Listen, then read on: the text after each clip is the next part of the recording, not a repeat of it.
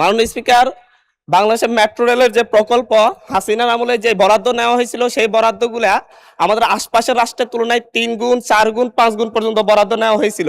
তখনকার দুর্নীতি নিয়ে আমাদের বর্তমান সরকারি দলে থাকা লোকজন সহ তারা তখন বিরোধী দলে ছিল, অনেক কথা বলেছিলেন।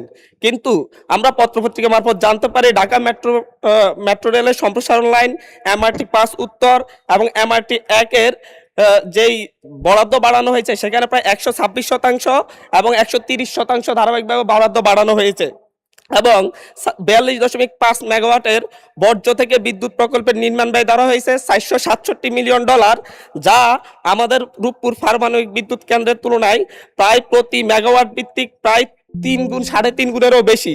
রূপপুর পারমাণবিক বিদ্যুৎ কেন্দ্রে যেই প্রতি মেগাওয়াট উৎপাদনে খরচ হয়েছে 47 কোটি টাকা এবং বর্জ্য থেকে উৎপাদনের যে খরচ ধরা হয়েছে সেখানে 135.17 কোটি টাকা ধরা হয়েছে। মাননীয় স্পিকার, মাননীয় প্রধানমন্ত্রী যখন হচ্ছে নির্বাচনী ইশতেহারে বলেছিলেন মেগা প্রকল্প মানে মেগা দুর্নীতি এবং বিএনপি সরকার ক্ষমতায় গেলে মেগা প্রকল্প নিবে না, কিন্তু এই জায়গায় এই বরাদ্দগুলা বাড়ানোর মাধ্যমে মূলত লুটপাটের সুযোগ করে দেওয়া হচ্ছে কিনা এবং আরেকবার বাংলাদেশকে প্রাতিষ্ঠানিকভাবে দুর্নীতির সুযোগ করে দেওয়া হচ্ছে কিনা এই বরাদ্দগুলা বাড়ানোর মধ্য দিয়ে। মাননীয় স্পিকার, এই ব্যাপারে পরিকল্পনা মন্ত্রীর কাছে জানতে চাই।